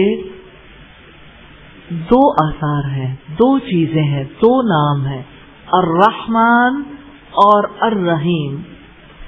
اللہ تعالیٰ نے اپنی رحمت کے بارے میں فرمایا کتب علی نفسہ الرحمہ، اس نے رحمت کو اپنے اوپر لکھ دیا ہے، لازم کر لیا ہے. سورہ الانعام کی آیت نمبر 12 ہے. اللہ تعالیٰ کی صفات الرحمن اور الرحیم اس کی باقی صفات پر حاوی ہیں، اس لیے رحمت کی شدت کو ظاہر کرنے کے لیے ان صفات کا دوبارہ تذکرہ کیا گیا ہے. ان صفات سے خالق اور مخلوق کا تعلق واضح ہوتا ہے. اللہ تعالیٰ کا تعلق بندے کے ساتھ شدید رحمت اور شفقت کا ہے. رب العزت نے اپنی رحمت کے لیے آپ کو غور کرنے کا موقع دیا ہے. اللہ تعالیٰ فرماتے ہیں اولم یروا الی الطیر، کیا انہوں نے اپنے اوپر پرندوں کو نہیں دیکھا؟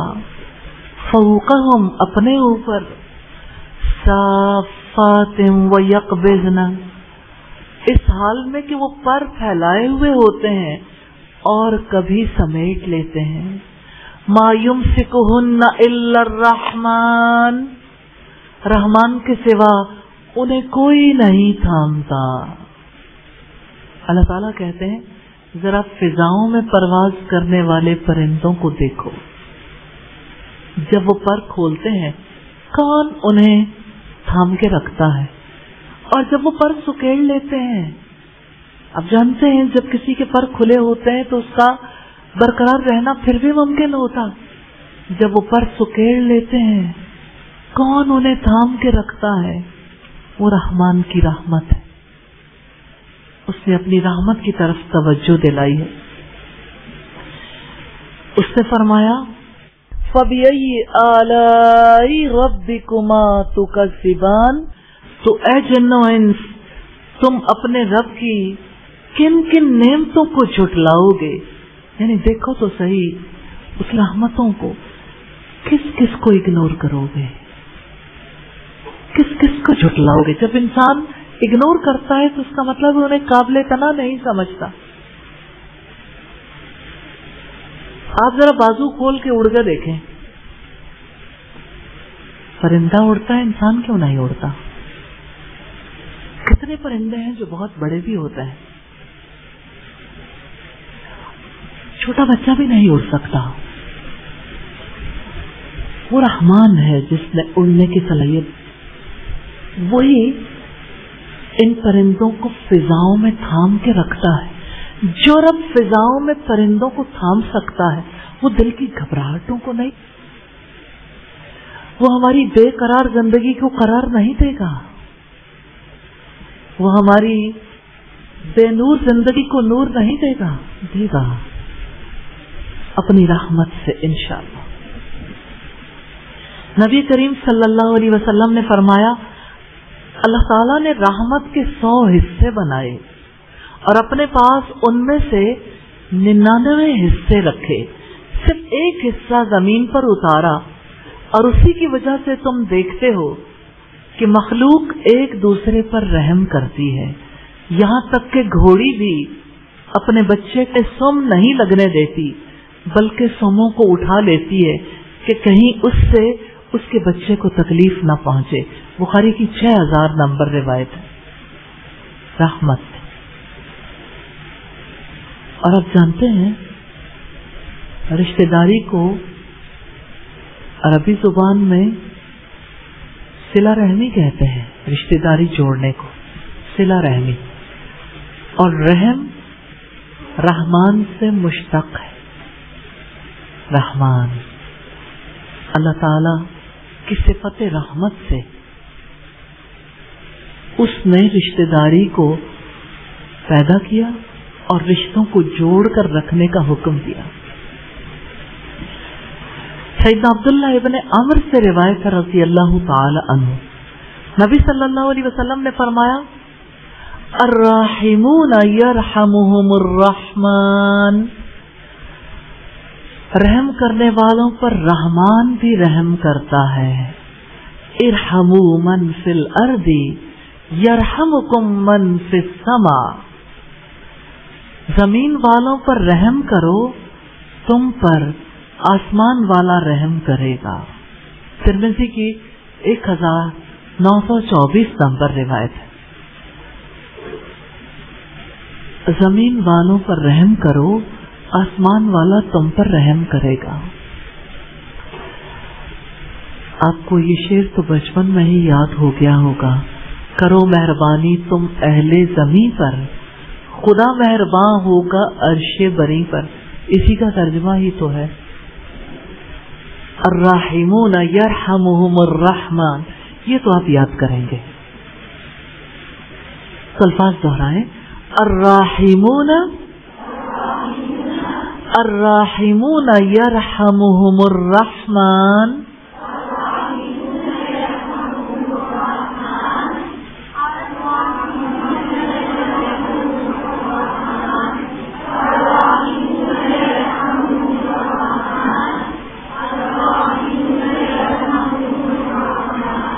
ارحموا من فی الارض یرحمکم من فی السماء. ارحموا من فی الارض یرحمکم من فی السماء.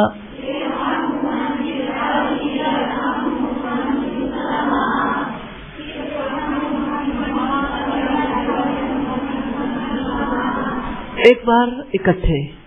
ارحموا من فی الارض یرحمکم من فی السماء.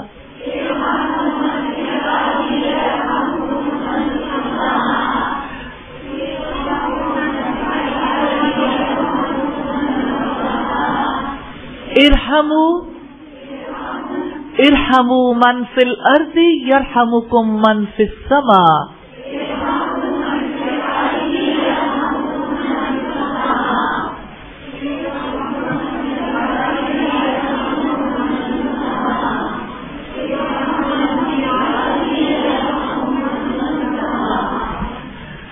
الراحمون یرحمہم الرحمن. ارحموا من فی الارض یرحمکم من فی السماء.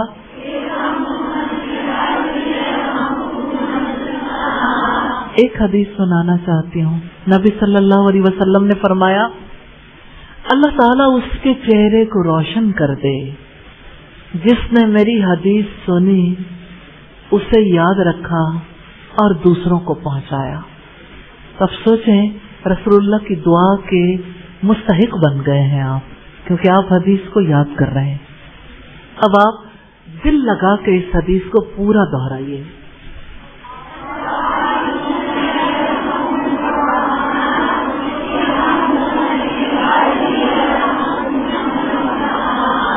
ایک بار اس طرح سے آپ نے دہرانا ہے کہ ایک آواز. جی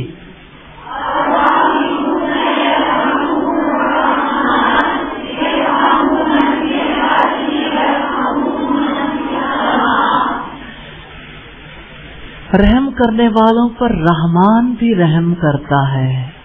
زمین والوں پر رحم کرو تم پر آسمان والا رحم کرے گا. اللہ تعالیٰ کی مخلوق پر رحم کریں. ماں باپ پر, اولاد پر, بہن بھائیوں پر, نیبرز پر, اور سارے انسانوں پر اور ساری مخلوقات پر۔ اللہ تعالیٰ سے رحمت چاہتے ہیں تو آپ دوسروں پر رحم کرنا شروع کر دیں، اللہ تعالیٰ آپ پر رحم کرے گا انشاءاللہ۔ اللہ تعالیٰ کی رحمت کا تذکرہ جہاں کہیں بھی ہو دل متاثر ہوتے ہیں۔ یہ رحمت ہی تو ہے جو اللہ تعالیٰ کا شکر ادا کرنے پر ابھارتی ہے۔ انسان کو یقین آتا ہے کہ میرا رب مجھے میرے وقت، میرے مال، میری صلاحیتوں اور میری قوتوں کو رائے گا نہیں جانے دے گا۔ انسان کو یہ یقین آتا ہے کہ اللہ تعالیٰ میری زندگی کے ہر عمل کو نفع مند بنا دے گا انشاءاللہ۔ یہ رب کی رحمت ہے جو انسان کے اندر امید ابھارتی ہے۔ رحمت کی وجہ سے بندے اور رب کے درمیان امید کا رشتہ ابھرتا ہے۔ یہ امید کا رشتہ ہے، امید ختم ہو جائے تو سمجھ لیں کہ زندگی کی ساری راحتیں ختم ہو گئیں۔ یہ امید دل کی عبادت ہے۔ اسی وجہ سے رب نے مایوسی کو کفر قرار دیا ہے۔ سیدنا ابو ہریرہ رضی اللہ تعالی عنہ سے مروی ہے کہ رسول اللہ صلی اللہ علیہ وسلم نے فرمایا، اگر ایمان والا اللہ تعالی کے غضب اور عذابوں سے پوری طرح واقف ہوتا تو اس کے دل سے جنت کی طمع ہٹ جاتی، یعنی وہ صرف عذابوں اور اللہ تعالیٰ کے غیظ و غضب سے بچنے کے لیے کوشاں رہتا۔ اور اگر کافر اللہ تعالیٰ کی نعمتوں اور رحمتوں کو جان لیتا تو کبھی بھی نا امید نہ ہوتا۔ امید پر کون سی چیز ابھارتی ہے؟ اپنا عمل نہیں، اللہ تعالیٰ کی رحمت۔ بخاری کی 6 نمبر روایت ہے۔ الحمدللہ ہم آپ سے توقع رکھتے ہیں کہ آپ قرآن حکیم کے الفاظ، اس کی وضاحت اور اس کے جو اثرات مرتب ہوتے ہیں اور اس سے جو اسباق ملتے ہیں، ہر چیز کو اچھے طریقے سے پختہ کریں گے۔ آپ نے نوٹ کیا ہوگا کہ میں نے بہت اس عمل کو سلو رکھا ہے کہ یہ قرآن حکیم کا آغاز ہے نا سورہ الفاتحہ سے، تو آپ کے قرآن مجید کے فہم کا آغاز ہو جائے، سمجھنے کا۔ آپ اس پروسیجر کو سمجھ لیں تاکہ جب ہم آگے جائیں تو آگے آپ تھوڑے سے عادی ہو چکے ہیں۔ آپ میں سے جو کوئی بھی کہیں بھی گھبراہٹ محسوس کرے، اللہ تعالیٰ سے مدد مانگے، اس کی رحمت کی فریاد کرے، انشاءاللہ اللہ تعالیٰ مدد فرمائیں گے۔ میں آپ کو بدر کے میدان میں لے جانا چاہتی ہوں جہاں معرکہ گرم ہے۔ کافروں کی تعداد 1000 ہے اور مسلمان 313 ہیں۔ کافروں کے پاس اسلحہ ہے، مسلمان تعداد میں 3 گنا سے بھی کم، یعنی 3 درجے کم ہے، وہ 3 گنا زیادہ ہے، اسلحہ بھی کم ہے۔ مسلمانوں کو جو جگہ ملی ہے وہ اونچی ہے، کافروں کو جو جگہ ملی ہے وہ ہموار ہے، پانی قریب ہے۔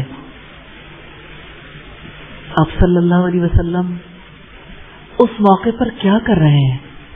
حضرت علی نے چاہا میں دیکھوں اللہ تعالیٰ کے رسول اس موقع پر کیا کر رہے ہیں۔ ہم سب کو بھی اپنی زندگی میں ہمیشہ دیکھنا ہے ہر موقع پر کہ نبی صلی اللہ علیہ وسلم ایسے موقع پر کیا کرتے تھے۔ سیرت کا علم، حدیث کا علم کتنا ضروری ہے۔ مالک یوم الدین، بدلے کے دن کا مالک ہے۔ اللہ تعالیٰ کے مالک ہونے سے مراد ہے کہ اللہ تعالیٰ ہر چیز پر قدرت رکھتا ہے، ملکیت اس کی ہے، اور یہاں مالک ہونے سے مراد ہے کہ اس دن ہر چیز اللہ تعالیٰ کے قبضے قدرت میں ہوگی، کوئی فیصلہ اس کی مرضی کے بغیر نہیں ہو سکے گا۔ اس دن کوئی سفارش، کوئی دوستی، کوئی تجارت کام نہیں آئے گی۔ مالک اللہ تعالیٰ مالک ہے۔ مالک وہ ہوتا ہے، اب یہ والی بات آپ کو اچھے طریقے سے اپنے دل کی گہرائیوں میں اتارنی ہے اللہ تعالیٰ کی مدد سے۔ مالک وہ ہوتا ہے جو حکم دے، جو روک لے، جو نیکیوں کا بہترین ثواب عطا کرے، جو گناہوں پر سزا دے، اور جو ہر قسم کا تصرف کرے، یعنی جو آپ کے دل پر اختیار رکھتا ہے نا، جدھر چاہے پھیر دے، اور وقت پر اختیار رکھتا ہے اور پوری کائنات پر اختیار رکھتا ہے. جب وہ کہتا ہے کن تو سب کچھ ہو جاتا ہے. جس دن وہ حکم دے گا ہر چیز بکھر جائے گی. اذا السماء انفطرت واذا الكواكب انتثرت. جب آسمان پھٹ جائے گا، جب تارے بکھر جائیں گے، جب قبریں کھول دی جائیں گی. کتنی باتیں ہیں جو ہمیں ملتی ہیں اس دن کیا کچھ ہوگا. جب سمندر پھٹ جائیں گے، جب وحشی جانور کھلے چھوڑ دیے جائیں گے، ہر چیز تباہ و برباد ہو جائے ایک حکم سے. اتنا بڑا اختیار رکھنے والا ہے وہ مالک. ایسا مالک نہیں ہے جیسے زمین کے مالک ہوتے. زمین کے مالک کو دیکھا جس وقت موت آتی ہے تو ان کی ملکیت کہاں جاتی ہے؟ دوسروں کو منتقل ہو جاتی. اللہ تعالیٰ کی ملکیت کبھی منتقل ہونے والی نہیں ہے. اللہ تعالیٰ ایسا مالک ہے، سدا سے ہے، سدا رہے گا. جب سارے لوگ اپنی اپنی پراپرٹی چھوڑ کے ختم ہو جائیں گے، زمین بھی ختم ہو جائے گی، اس وقت ثابت ہو جائے گا اصل مالک اللہ تعالیٰ ہے. اللہ تعالیٰ ہی مالک. لیکن آج اس پر یقین کرنے کی ضرورت ہے. آج ضرورت ہے. مالک یوم الدین مالک ہے بدلے کے دن کا، یعنی قیامت کے دن کا مالک. جزا کے دن، بدلے کے دن سارے اختیارات اللہ تعالیٰ کے پاس ہوں گے. جیسا کہ سورہ الانفطار کی آیت نمبر 17 سے 19 میں ہے، وَمَا أَدْرَاكَ مَا يَوْمُ الدِّينِ. تم کیا جانو کہ بدلے کا دن کیا ہے. ثُمَّ مَا أَدْرَاكَ مَا يَوْمُ الدِّينِ. پھر تم کیا جانو کہ جزا کا دن کیا ہے. یوم لا تملک نفس لنفس شیئا. جس دن کوئی نفس کسی نفس کے کام نہیں آئے گا، کسی جان کو کسی جان کے لیے اختیار نہیں ہوگا. والامر یومئذ للہ. حکم اس دن صرف اللہ تعالی کا ہوگا. وہ ایسا مالک ہے، ایک کا حکم باقی رہ جائے گا، سب ختم. سیدنا عبداللہ بن عمر رضی اللہ تعالیٰ عنہ سے روایت ہے، نبی صلی اللہ علیہ وسلم نے فرمایا قیامت کے دن، اس دن تو سب دیکھیں گے، آج امیجن کر کے دیکھیے، مشکل ہے لیکن ایسا ہوگا. قیامت کے دن اللہ تعالیٰ آسمانوں کو لپیٹ لے گا، پھر انہیں اپنے دائیں ہاتھ پر لپیٹ کر فرمائے گا. اللہ کے ہاتھ پر سارے آسمان، ساری کائنات لپٹی ہوئی ہوگی. انا الملک، میں بادشاہ ہوں. این الجبارون، این الملوک. بادشاہ کہاں ہے؟ زمانے میں جو بادشاہ کہلواتے رہے. این الجبارون، زور والے کہاں ہیں؟ این المتکبرون، تکبر کرنے والے کہاں ہیں؟ پھر زمینوں کو اپنے دائیں ہاتھ میں لے کر فرمائے گا انا الملک، میں بادشاہ ہوں. این الملوک، دنیا کے بادشاہ کہاں ہیں؟ این الجبارون، دنیا کے زور والے کہاں ہیں؟ این المتکبرون، تکبر کرنے والے کہاں ہیں؟ یہ مسلم کی 7051 نمبر روایت. سوچیں ہو کا عالم طاری ہو جائے گا، کیسا سناٹا ہوگا. فرعون بھی ہوگا، نمرود بھی ہوگا، وقت کے جابر بادشاہ سب ہوں گے، ٹرمپ بھی ہوگا، اور دنیا کے سب بڑے چھوٹے، مودی بھی وہی ہوگا. این الملوک، این الملوک، کہاں ہے بادشاہ؟ این الجبارون، کہاں ہے زور والے؟ این المتکبرون، کہاں ہے بڑے بننے والے؟ متکبر کہاں ہے؟ کوئی جواب نہیں دے سکے گا، کیونکہ کسی کے پاس جواب دینے کا بھی زور نہیں ہوگا، طاقت نہیں ہوگی. اس دن، جزا کے دن، لوگوں کو ان کے اعمال کا پورا پورا بدلہ دیا جائے گا، اور وہ دے گا جو جزا کے دن کا مالک ہے.